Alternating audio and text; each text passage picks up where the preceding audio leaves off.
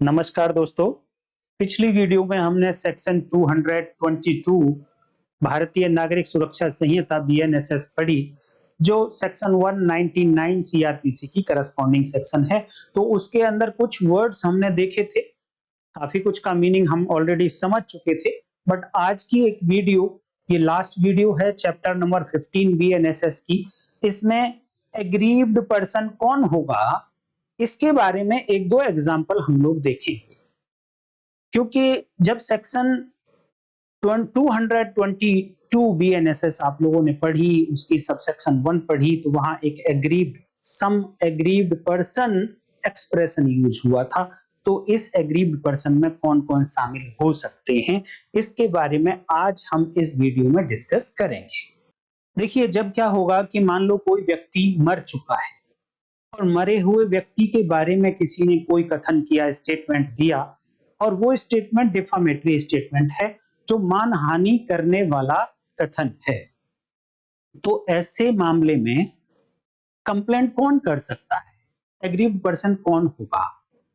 इसी तरीके से एक एग्जाम्पल था, कोर्ट के सामने आया कि महात्मा गांधी जी की डेथ के बाद, फादर ऑफ नेशन है, इनकी डेथ के बाद इनके रिगार्डिंग कोई एक डिफामेटरी स्टेटमेंट किया गया। तो जो कांग्रेस के एक वर्कर थे, महात्मा गांधी जी के डिवोटी, इन्होंने कंप्लेंट फाइल कर दी कोर्ट में। ये कहा कि इस डिफामेटरी स्टेटमेंट के कारण मेरी फीलिंग्स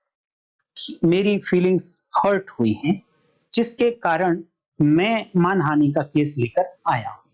तो कोर्ट ने क्या डिसाइड किया कि क्या वो व्यक्ति ऐसा केस चला सकता है।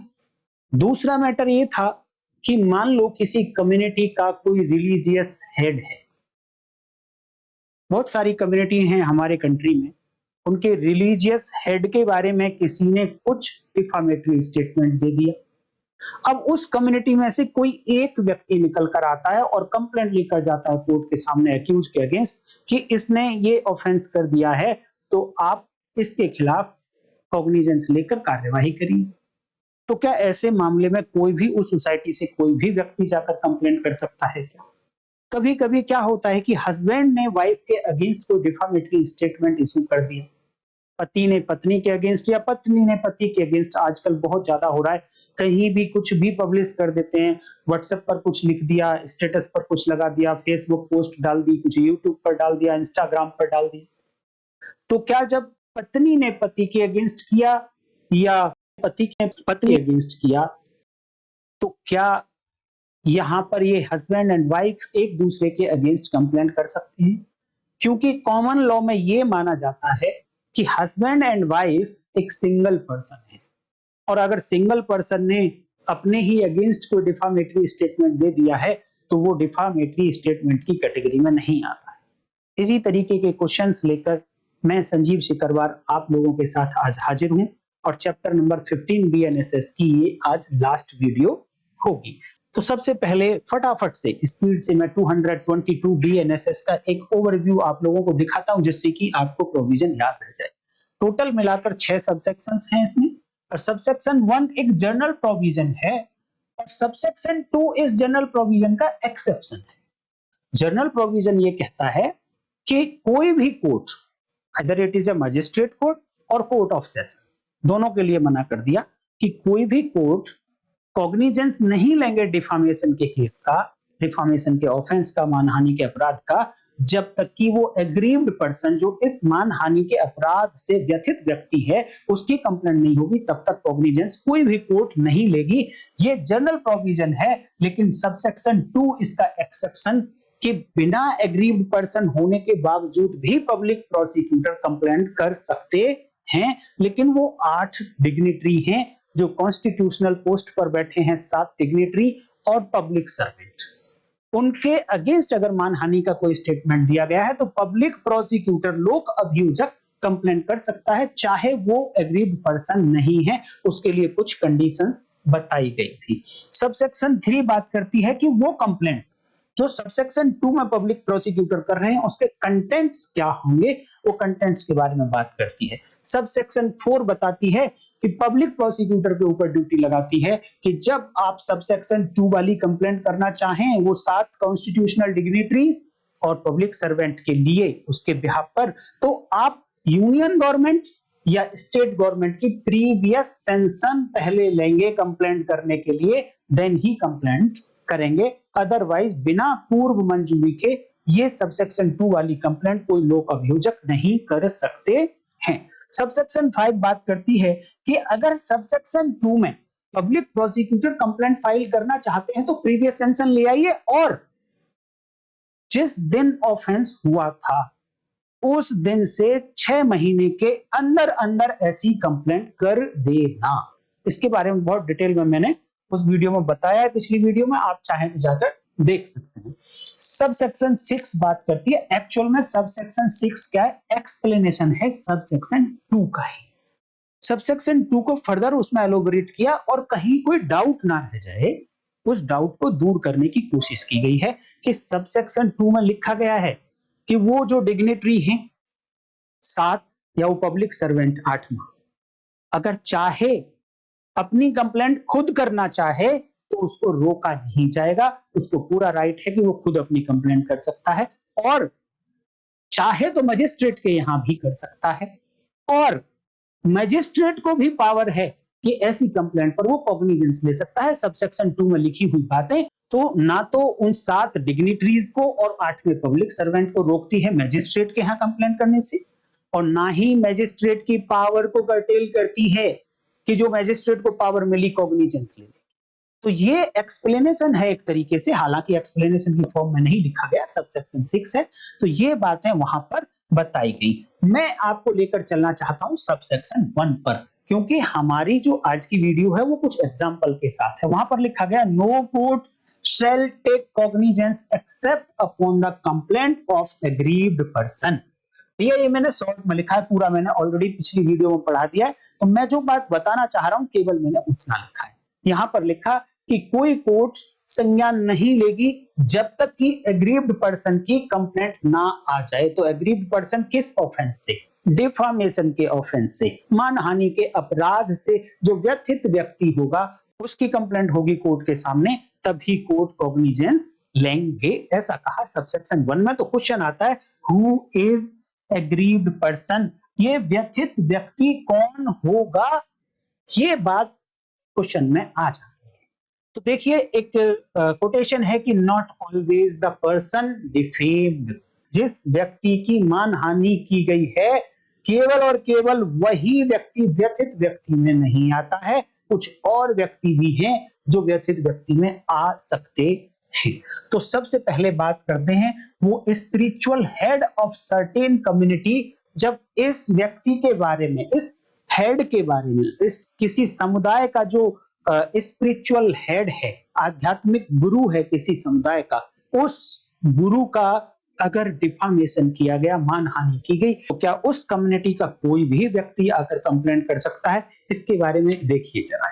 तो देखिए क्वेश्चन है an editor of newspaper writes an editorial which is highly defamatory of a spiritual head of a certain community.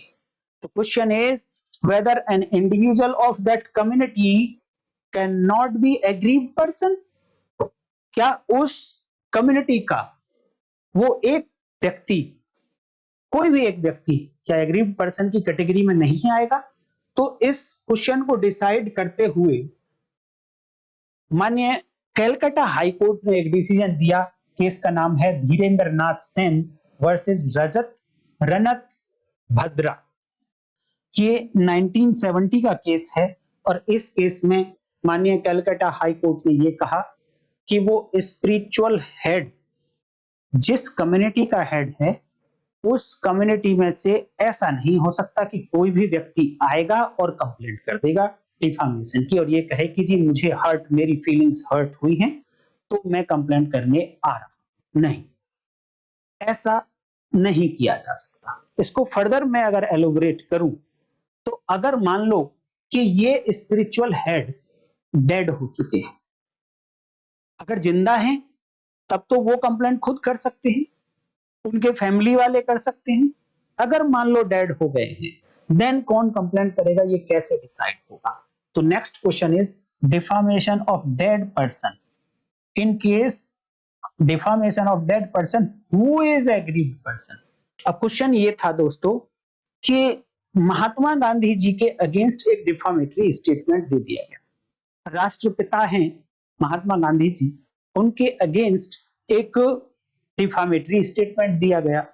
तो जो कांग्रेस के वर्कर हैं, महात्मा गांधी जी के डिवोटी हैं, बहुत ही प्यार करते हैं उनको और उनके विचारों को फॉलो करते हैं, वो कंप्लेंट लेकर जाते हैं कोर्ट में और कहते हैं कि जिस व्यक्ति ने महात्मा गांधी जी का डिफामेशन किया है उसको सजा दी जाए, उसके खिलाफ ट्रायल किए जाए। तो माननीय हाईकोर्ट ने ये डिसाइड किया कि देखिए कि आप कांग्रेस वर्कर हैं, आप डिवोटी हैं महात्मा गांधी जी के, बहुत अच्छी बात है, लेकिन डेड पर्सन के मामले में लॉ आपको परमिट नहीं करता है कि आप कंप्लेंट देंगे क्योंकि आप एग्रीव्ड पर्सन की कैटेगरी में नहीं आते। माननीय कोर्ट ने ये डिसाइड किया कि जो डेड पर्सन है उसकी फैमिली का कोई भी मेंबर या उसका नियर रिलेटिव जिसकी फीलिंग हर्ट हुई हो डिफामेटरी स्टेटमेंट से, वो एग्रीव्ड पर्सन की कैटेगरी में आएगा और वो कंप्लेंट कर सकता है। ये डिसीजन देते हुए माननीय कोर्ट ने क्या लिखा? उन्होंने लिखा, if it is a question of hurt we are no less hurt than the complainant, but law prohibits action against the accused person। इन्होंने कहा कि अगर फीलिंग्स की हर्ट की बात करें तो हमें कंप्लेनेंट से कम हर्ट नहीं हुई है हमारी फीलिंग इस स्टेटमेंट से, लेकिन क्या करें कि लॉ परमिट नहीं करता है किसी भी पर्सन को एग्रीव्ड पर्सन बनने के लिए, तो इसलिए उनकी कंप्लेंट को डिसमिस कर दिया गया, एक्यूज के खिलाफ कोई एक्शन नहीं लिया गया। साइटेशन है जजमेंट की 1988 वॉल्यूम 2 क्रिमिनल लॉ जर्नल 657। इसको आप चाहें तो देख लीजिए। अब क्वेश्चन आता है कि हस्बैंड ने अगर वाइफ के अगेंस्ट कोई डिफामेटरी स्टेटमेंट दे दिया, हस्बैंड ने अपनी वाइफ के अगेंस्ट कोई फेसबुक पोस्ट पब्लिश कर दी और वो डिफामेटरी स्टेटमेंट है, अब वाइफ जाएगी कंप्लेंट करने क्योंकि वाइफ एग्रीव्ड पर्सन है, यहाँ पर वो पर्सन है जिसको डिफेम किया गया है। जैसे ही हस्बैंड के अगेंस्ट कंप्लेंट की तो हस्बैंड ने कहा कि हस्बैंड एंड वाइफ तो एक सिंगल पर्सन है। सिंगल पर्सन का मतलब मैं खुद अपने अगेंस्ट डिफामेटरी स्टेटमेंट दे रहा हूं, अपनी वाइफ को डिफेम करने का मतलब मैं भी खुद डिफेम हो रहा हूं, तो इसलिए मेरे अगेंस्ट ये ऑफेंस नहीं होना चाहिए और ना ही मेरे अगेंस्ट केस चलना चाहिए, तो वाइफ की कंप्लेंट को क्लोज कर दिया जाए। तो माननीय मद्रास हाई कोर्ट ने अब्दुल कादिर के नाम से एक केस है 1957 का, यहां पर ये कहा कि नहीं, कॉमन लॉ में वाइफ एंड हस्बैंड एक सिंगल पर्सन हो सकते हैं, लेकिन हमारे इंडियन लॉ में both are independent person, separate हैं दोनों। अगर वाइफ का डिफामेशन किया गया हस्बैंड के द्वारा तो वाइफ कंप्लेंट कर सकती है हस्बैंड के अगेंस्ट, और अगर हस्बैंड का डिफामेशन किया गया वाइफ के द्वारा देन हस्बैंड भी कर सकता है कंप्लेंट वाइफ के अगेंस्ट। तो इस तरीके से आपको अब समझ में आ गया होगा कि एग्रीव्ड पर्सन किन किन सिचुएशंस में कौन कौन हो सकता है, और भी बहुत सारे एग्जांपल्स हो सकते हैं। तो आप चाहें तो कमेंट में कमेंट करके मेरे से पूछ सकते हैं, मैं कोशिश करूंगा जो मुझे आता है उसके आधार पर आपके क्वेश्चन का जवाब देने के लिए। तो उम्मीद करता हूं दोस्तों कि आपको इंफॉर्मेशन मिली होगी, वीडियो अच्छी लगी होगी। अगर लगी है तो लाइक कर दीजिए, हाइप कर दीजिए, कमेंट जरूर करिए, और अगर आप नए हैं तो चैनल को सब्सक्राइब कर लीजिए। ऐसी ही वीडियोस और आपको मिलती रहेंगी। ये वीडियो चैप्टर नंबर 15 की लास्ट वीडियो है दोस्तों। अब हम शुरू करेंगे चैप्टर नंबर 16 ऑफ BNSS। देखिए चैप्टर नंबर 16 कंप्लेंट केसेस के मामले में बहुत ही इंपॉर्टेंट है। और एक बात बता दूं, अब चैप्टर 16 BNSS में एक परिवर्तन आया है जब ये नया कानून बना। जब सेक्शन 200 हुआ करती थी सीआरपीसी में, अब वो 223 है और इसमें कुछ परिवर्तन किए गए हैं। इन परिवर्तन की वजह से बड़े ही कंट्राडिक्टरी डिसीजंस देखने को मिल सकते हैं दोस्तों, और आ भी रहे हैं। कई सारी हाई कोर्ट्स के जजमेंट्स आई इस पॉइंट पर कि सेक्शन 223 कहती क्या है, तो मैं उसको बिटवीन द लाइन आपको पढ़ के दिखाने की कोशिश करूंगा और उसकी इंटरप्रिटेशन दूसरी सेक्शंस, दूसरी जजमेंट्स के साथ में बताने की कोशिश करूंगा कि क्या मीनिंग निकलता है। तो आज बस इतना ही। नेक्स्ट वीडियो में फिर मिलूंगा, तब तक के लिए नमस्कार, जय हिंद।